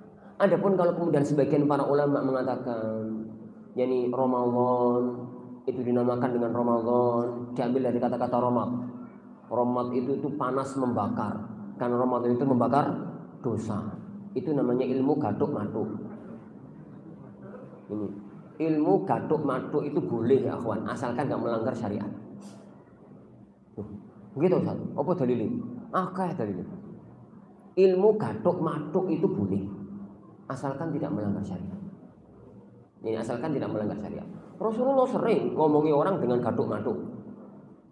Ini assalam sallamahullah ghifar ghafarallahu lah. Itu kan dicocok-cocok no, gathuk-gathuk. Ini gathuk-gathuk no. Tidaklah fikih tafaul illa gathuk-mathuk. Ini tafaul ya, kawan. Tafaul, ngerti tafaul mboten? Dawa bahasa ini. Jadi optimisme. Kebalikan dari tasya'um. Tafaul itu kan ujung-ujungnya gathuk-mathuk. Ini gathuk-mathuk arepe kerja, kok ketemu wong ganteng apik, alhamdulillah insyaallah sukses. Diawali kalau tuku sing tuku ganteng, misalnya ngono.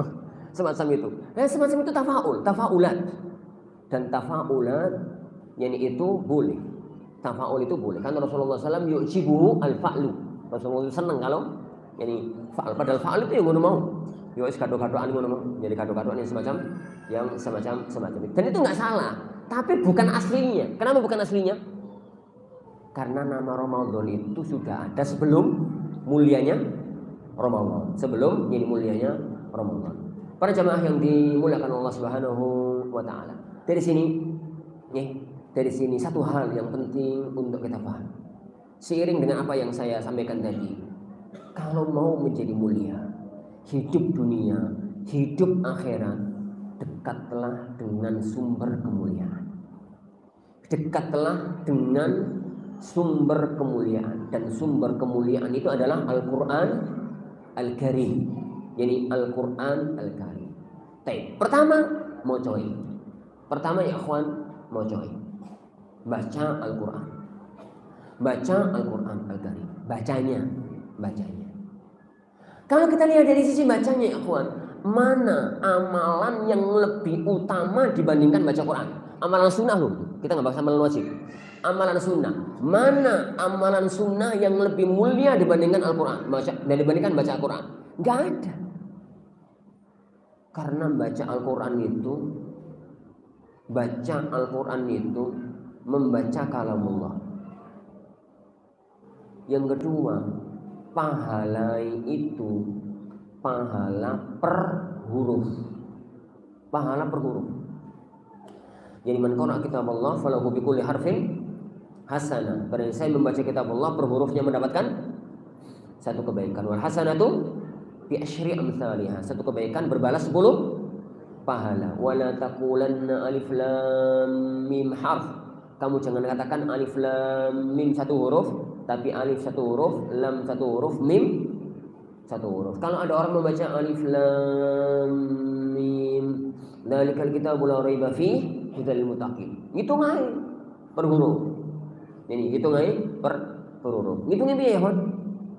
Dzalika. Ini berapa huruf? 3. 3 apa 4? Dzalika itu 3 apa 4? 4 apa 3? Ngono ribut. Ya apa-apa loh, 3 ya 3, 4 ya 4. Ini ada sebagian ulama yang menganggapnya 3, ada sebagian ulama menganggapnya 4. Maka ini jadi dalam kajian ilmu Al-Quran itu ada satu disiplin ilmu namanya ilmu adil ayat, ilmu cara ngitung ayat. Ini ilmu cara ngitung ayat. Jadi ada ilmu cara ngitung ayat, ada ilmu cara ngitung huruf. Itu kajian khusus dalam disiplin ilmu Quran, dalam disiplin ilmu Al-Quran. Pokoknya Allah Maha tahu kok. Zalika itu 4 huruf atau 2 huruf. Ini. Pokoknya per huruf. Dan itu jauh di atas zikir. Jauh di atas zikir. Kenapa? Kalau zikir itu pahalanya per zikir. Per zikir. Subhanallah, alhamdulillah, wa la ilaha illallah, Allahu akbar. Kalau subhanallah, alhamdulillah, la ilaha illallah, Allahu akbar, itu hitungannya berapa? 4 zikir. Subhanallah, alhamdulillah, la ilaha illallah, Allahu akbar. Itu 4. Berarti 40. Dan zikir itu lebih mulia dibandingkan doa. Karena doa itu per doa hitungannya. Nah, per doa aku doa ya, Hon. Rabbana hab lana min azwajina wa dzurriyyatina qurrata a'yun waj'alna lil muttaqina imama. Satu. Bawa ngono satu. Rabbana atina fid dunya hasanah fil akhirati hasanah wa qina adzabannar itu satu. Ini itu satu. Tinjauan itu. Tinjauan yang lain, doa itu jaluk. Ini zikir itu muji. Maca Quran itu membaca kalamnya sang pencipta. Lebih bagus mana? Jaluk, muji atau maca kalami? Maca kalami. Bagusan mana? Muji sama jaluk? Tenan to iki. Sampeyan ku senengane muji apa senengane jaluk? Senengane jaluk ngono. Ini. Ala kulen. Jadi itu Al-Qur'an. Makanya sampai jadi dan baca Quran itu berpahala besar itu sampai pun enggak ngerti maknanya. Makanya contohnya Rasulullah sallallahu alaihi wasallam itu alif lam mim.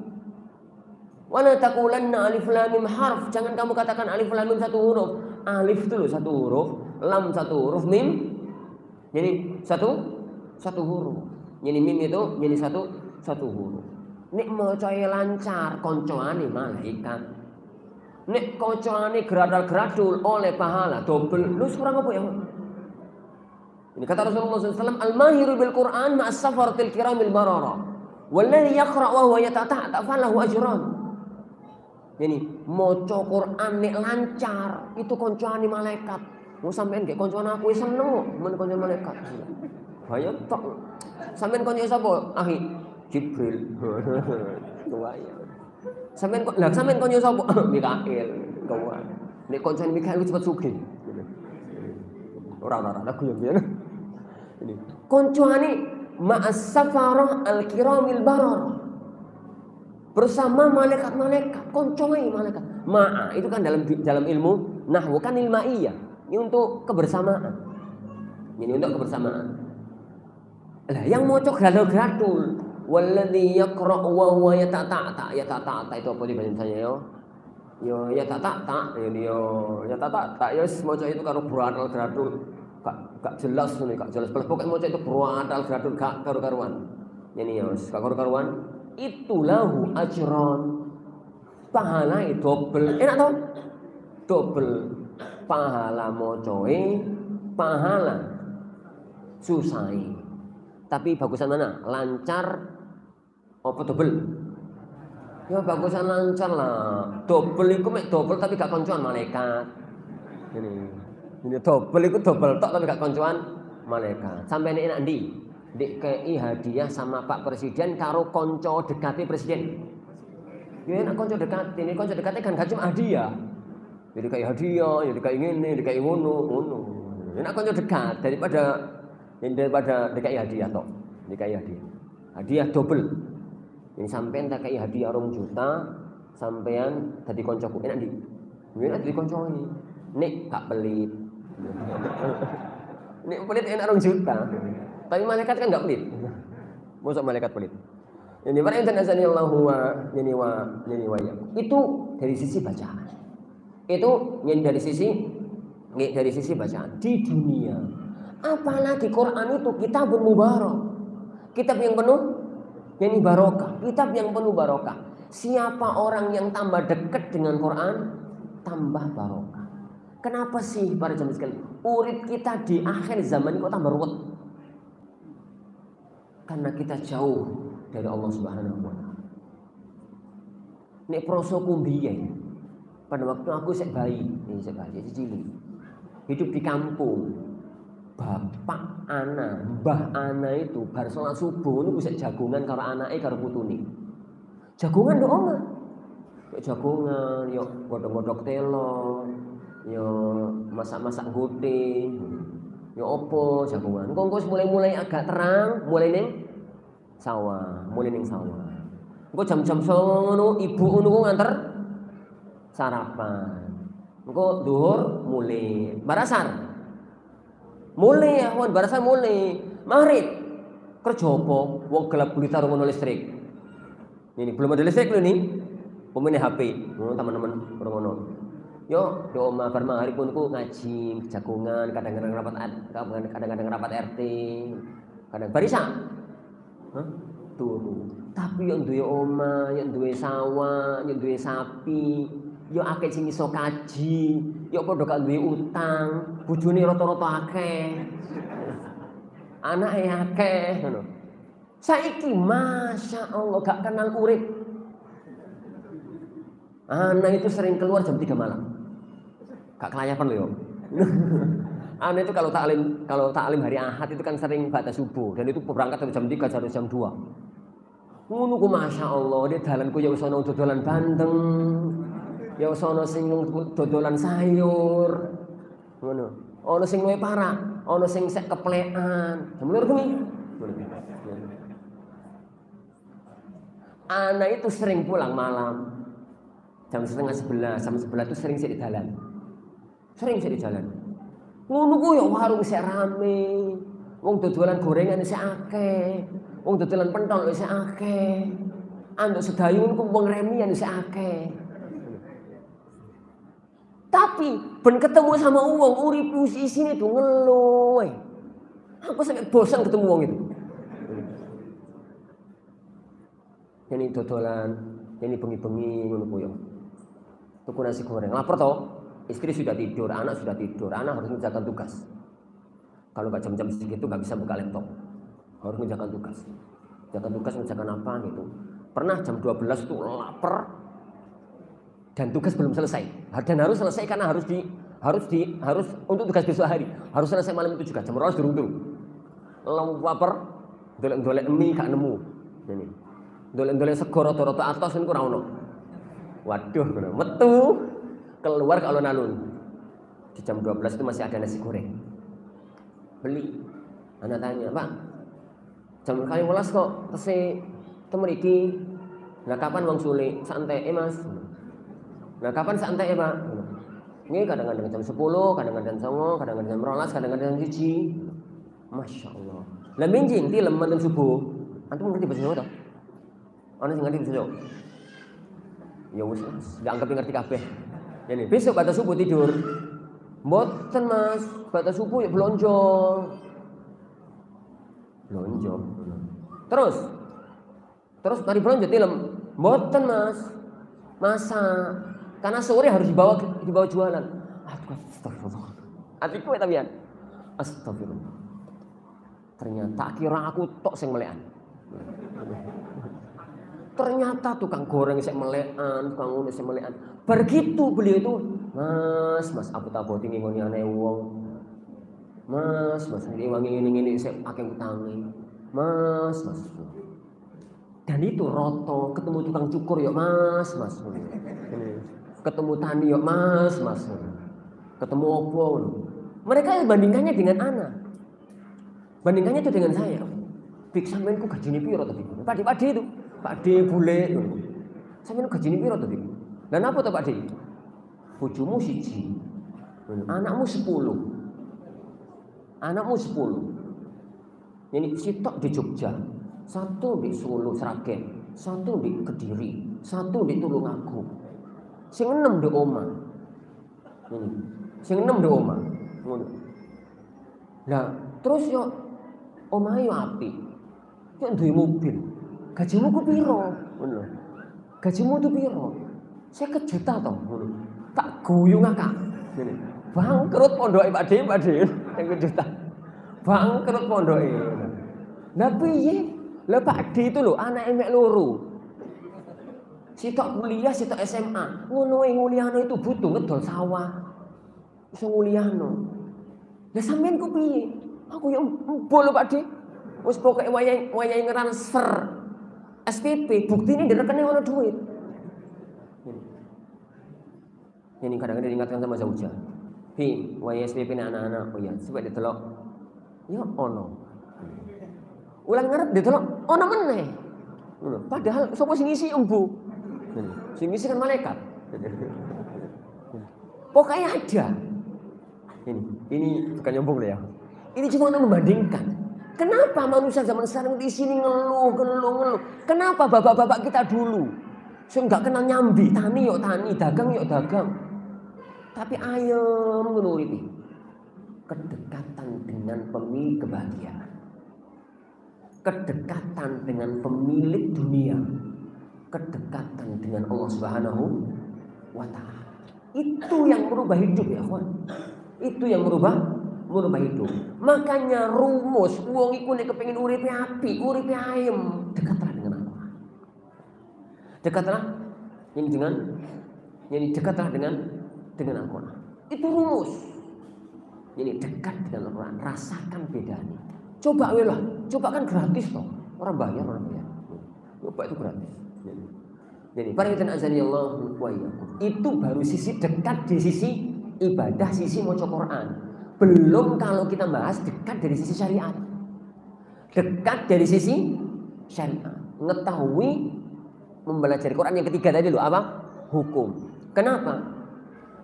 Wong itu dia ngerti hukum. Masya Allah. Ayem nururi. Hukum itu mengendalikan kita iso tidak terjerumus ke dalam perbuatan haram. Banyak loh orang itu terjerumus dalam perbuatan haram tanpa tahu kalau itu haram. Padahal wong-wongnya api. Orangnya orang bagus. Orangnya orang ahli ibadah. Banyak orang itu yang meninggalkan kewajiban bukan karena dia mau jadi orang jahat, tapi nggak ngerti kalau itu kewajiban. Dan kualitas nilai seorang di hadapan Allah salah satu penentunya adalah ilmu. Suatu hari ikhwan, dalam sebuah lawatan dakwah, biyen saya sering ngelayap, biyen buntuti durung akeh. Tugasnya durung akeh, buntuti durung akeh. Buntut kan anake ya. Saiki hari metu Masya Allah repot ya. Jadi hari metu itu sampai repot ya, subhanallah. Nah, dulu saya sering ngelayapan kemana-mana. Anak pernah janjikan kajian di Pangkal Pinang, Sumatera. Janji ini, kajian sampai Ahad sore. Begitu selesai kajian asar, langsung ke bandara pulang. Anak ba'da subuh hari Senin ada acara di Al-Furqan. Perasaanku paham mereka. Jadi bar kajian, anak datang Jumat, Sabtu, Ahad, kajian sore. Bareng kajian sore jangan. Bareng mangan tak kira mau dibawa ke bandara. Dibawa ke hotel. Loh, kamu kenapa ke hotel lagi? Ayo pulang. Loh, pulangnya besok, Ustaz. Pulangnya besok. Kami belikan tiket besok. Malam ini kita makan-makan dulu, jagongan. Lah, piye toh? Anak dulu tuh ngomong pulang baca kajian sore. Ahad pagi anak ada acara. Ini. Senin pagi anak ada acara di Al-Furqan. Gimana Ustaz? Rubah tiket. Waduh. Rubah. Akhirnya dirubah. Karena dirubah, anak dapat kursi paling belakang, tembucit belakang. Jadi pesawat itu gede, jadi kursi paling belakang. Pesawat naik, pesawatnya antum kalau naik pesawat itu kan sebelum pesawat naik itu kan sering tau ada mbak-mbak gak duit makanya gawe bajunya anaknya itu. Ini. Sering tau ada mbak-mbak yang ngasih pengumuman itu saking gak duit-duitnya itu bajunya cuwi-luwi gitu, gak duit gawe bajunya adike. Ya bajunya anaknya, bajunya cuwi-luwi, gak duit. Kaos kecilian, baju kecilian, celana kecilian ngono jadi. Itu husnudzonan. Husnudzonan itu gak duit. Jadi bareng ngono terus pesawat naik. Sampai di atas awan, tanda bahaya sudah dimatikan, berarti sudah boleh jalan-jalan. Di belakangan itu ada kresek. Tak kira ini buaya, apa ya. Tak toleh. Ternyata mbak-mbak yang tadi gak duit tadi itu. Ya. Mbak-mbak yang gak duit tadi itu sedang sholat pakai mukena rapi, resmi gitu ya, pakai pakaian sholat sambil duduk. Aku itu durung duduk sing ustaz. Aku itu durung sholat. Mbak tadi itu sholat. Pikiran anak, astagfirullah. Jadi mbak tadi itu yang koyo ngono ku gak orang jelek, orang ahli ibadah, perhatian banget dengan sholat. Bukti ini beliau sudah sholat. Aku udah durung sholat. Saya nyuwantai harus turu. Beliau sudah sholat. Jadi cepet-cepet dang sholat. Kok bisa orang yang sesemangat itu ibadah, yang ahli ibadah, ahli sholat kok ngono, kok pakaiannya kok ngono, kok iso? Anak tatkala itu merenung lama di pesawat. Yo kata akon masuk takon. Kuwi kira PDKT ngono, loro kabeh. Engko takon nomor WA berapa, Mbak? Pesan ini bojoku. Ana batin aja dalam diri. Jadi dalam diri. Kenapa? Tak jauh dari itu ya kawan. Di pesawat yang lain. Di pesawat terus ini. Di pesawat yang lain. Juga dengan mbak-mbak itu. Dengan mbak-mbak, gak mbak tadi ya, mbak yang lain. Mbak yang jenis itu lah. Di depan saya itu ada ibu sama anak. Anak di tengah-tengah tadi itu, ibu sama anak. Itu mbak pesawat itu ngedum permen sama tisu. Ngedum permen sama tisu di talam nih, talam kecil gitu. Segini kali nggak salah talamnya itu. Pokoknya gini, hitung permen gitu. Yang mau permen, yang nggak mau ya wis rapo. Nah, pas di depan saya itu bocah cilik sing gayo. Bocah cilik itu loh. Yang itu yang ngambil, tumpah. Pior tumpah. Tapi permen kok air permen. Spontan yang keluar dari mulut mbak itu. Astagfirullah. Spontan mulutnya.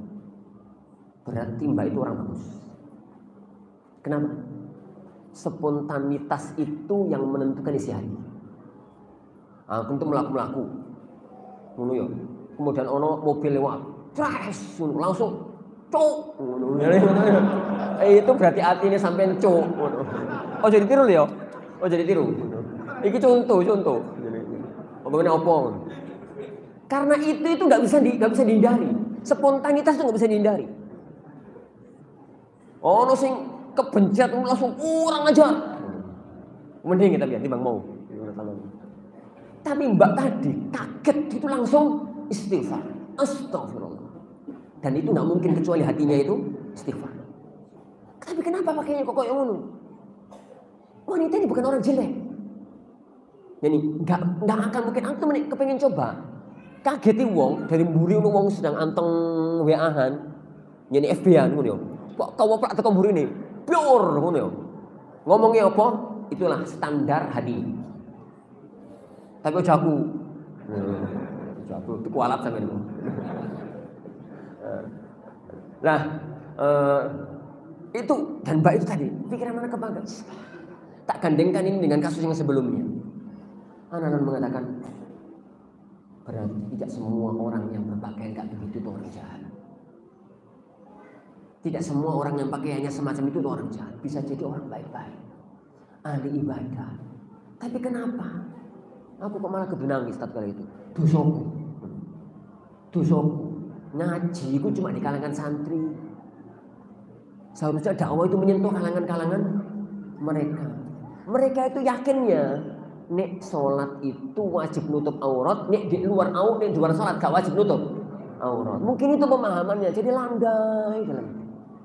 Buktinya sekarang kalau hari raya, kalau taraweh, budal menunggu mau kenai ditaruh di tas, karo ini rambut gak karu-karuan menunggu untuk masjid, dipakai bar sholat taraweh dan pas selesai.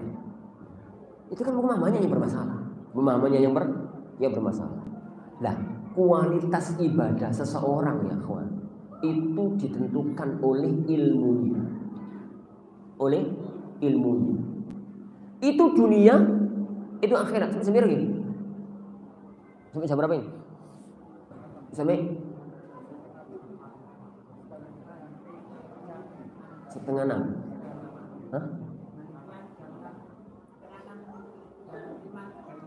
Jam 5? Jam 5. Berarti 5 menit lagi ya? 5 menit lagi sekarang. Karena ngaji kau yang ini ki antum barno 3 jam, aku gak mandek loh. Antum barno 3 jam antum gak mandek. Karena ngaji gak karu-karuan, gak jelas. Jadi ngomong-ngomong terakhir ngomong-ngomong. Oh. Nilai seorang hamba ditentukan oleh ilmu. Amale podo, nilai ini di sisi Allah tergantung ilmunya. Ini dunia, ini akhirat.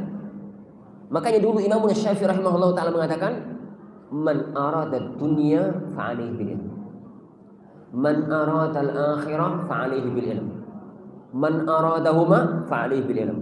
Siapa nih wong sing pengen menguasai dunia, pegang ilmu nih. Siapa orang yang pengen menguasai akhirat, pegang ilmu nih. Siapa orang yang ingin menguasai dua-duanya, pegang ilmu nih. Dunia ya akhwan, suatu hari HP anak itu error. Error padahal ki HP ini.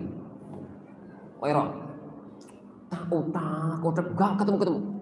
Robot ngono gak ketemu. Robot ngono. Akhirnya orang beri 2 jam mana ngotek-ngotek gak ketemu. Akhirnya putus asa. Anak bawa ke temen di counter HP. Mas, piano rusak. Kenapa Ustaz? Gak ngerti. Kok yang gini gak bisa dipakai. Sebentar Ustaz. Tunggu. 1 menit sudah Ustaz. 1 menit persis. Sudah Ustaz. Loh, kok sudah? Ya sudah. Ini apa yang rusak? Nggak ada apa-apa. Ada satu aplikasi di dalam bermasalah dan itu sudah ada benahi. Sudah selesai. Bawa pulang. Bener, gak masalah. Masya Allah. Ternyata gak enak jadi wong bodoh. Gak enak jadi wong bodoh. Bodoh dunia. Bodoh dunia. Gak ngerti dalan. Ini urusan dunia. Ini gak enak. Padahal sono bantuan GPS. Ini ngerti Masya Allah. Apalagi masalah akhirat. Di akhirat itu gono GPS loh. Ini karena ini gono sing tau loro. Apalagi akhirat. Pahala orang amal itu tergantung ilmune. Sama-sama beramal. Ilmu sangat menentukan tentang kualitas amal dia di hadapan Allah Subhanahu wa Ta'ala. Kalau tidak, maka terjadilah yang terjadi kayak Jurej. Ngerti Jurej?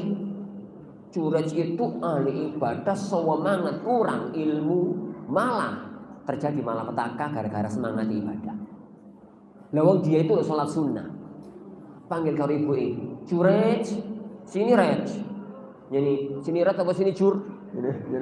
Sini Rej, ngono ya. Apa ibu mau perlu? Dia tengah-tengah sholat. Yang di tengah-tengah sholat. Ibu gak ngerti kalau Juret itu sedang sholat. Sedang sholat sunnah.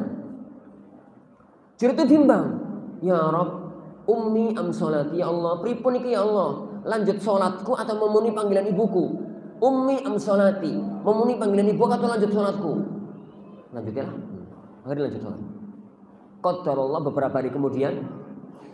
Ibunya ada perlu lagi. Pas qadarullah Juret. Pas sholatnya ada Pak Imen. Ini Juret sini nak, ibu mau perlu pas sholat. Ya Rabb, ummi am sholati ya Allah, ibuku atau sholatku. Lanjut sholat. Sampai ketiga kalinya begitu. Abu ikut cawengkel, bocah kurang ajar. Ditimbali ping telu, diculuk ping telu ra gelem. Jadi dirine ahli ibadah panggil wong tuwa ra gelem. Ngono, lesu ibuke. Lalu dia ngangkat tangan, ya Allah. Jangan matikan Jurej sampai engkau pertemukan dengan wajah pelacur.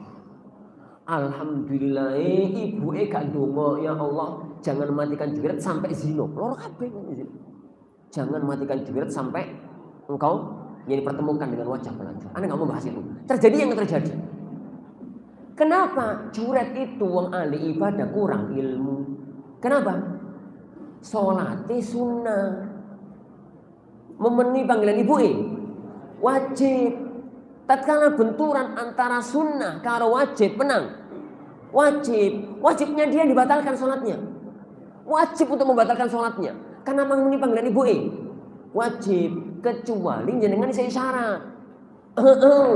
Oh no. Oh rincek, oh saya sholat nak ya. Mari sholat rene nak ya. Itu kan apa toh? Tapi kan ibu gak ngerti. Ibu gak ngerti sampai terjadi yang terjadi. Lah, yang memetakan mana ini, mana yang penting, mana yang kurang penting, mana ini, mana itu butuh ilmu.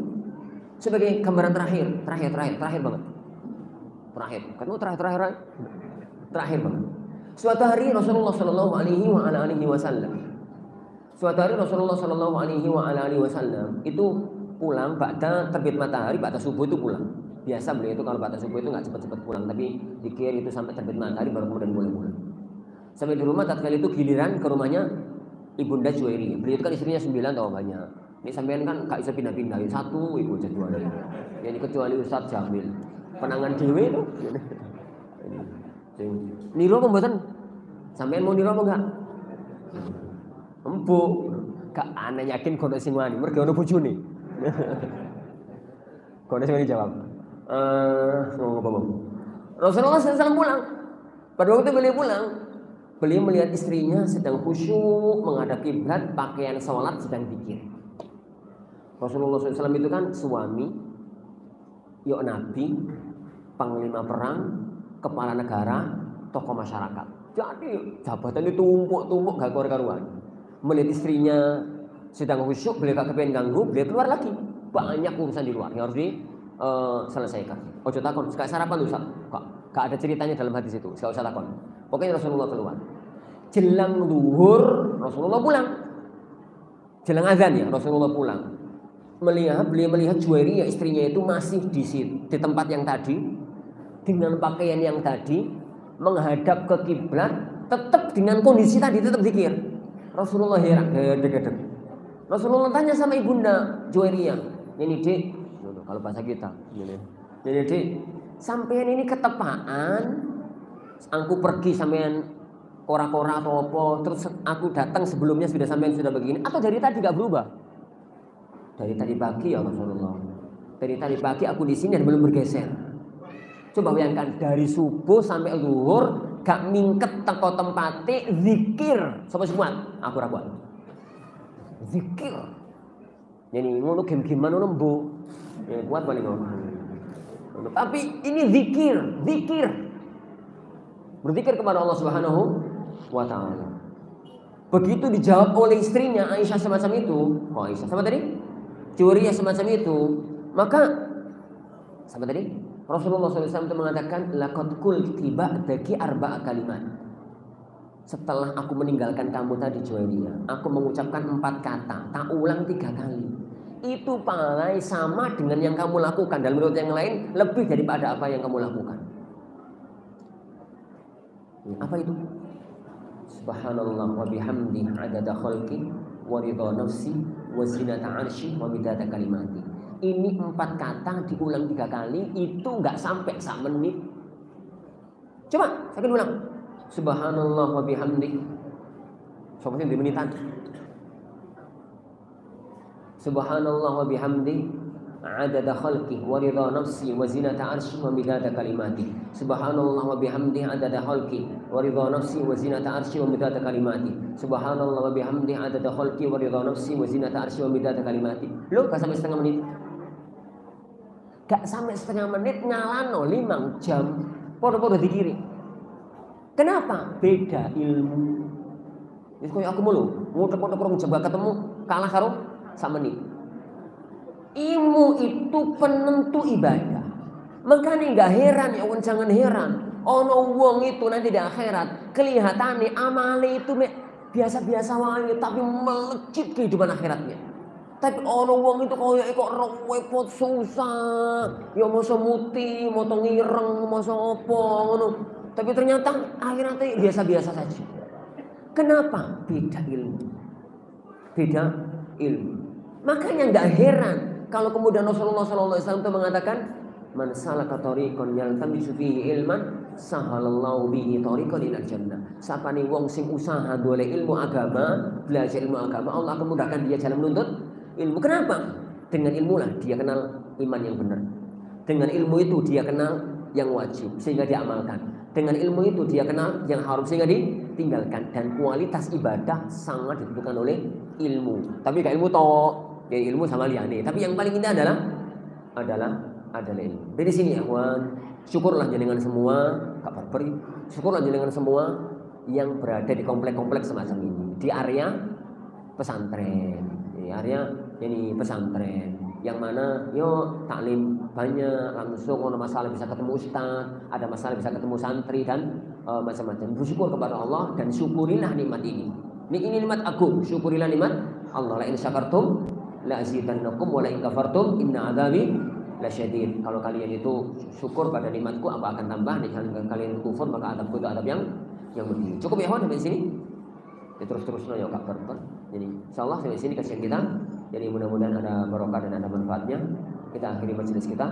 Subhanallahi wa bihamdihi, asyhadu an la ilaha illa anta, astaghfiruka wa atubu ilaik. Sallallahu wasallam wa baraka ala nabiyyina Muhammad. Assalamualaikum warahmatullahi wabarakatuh.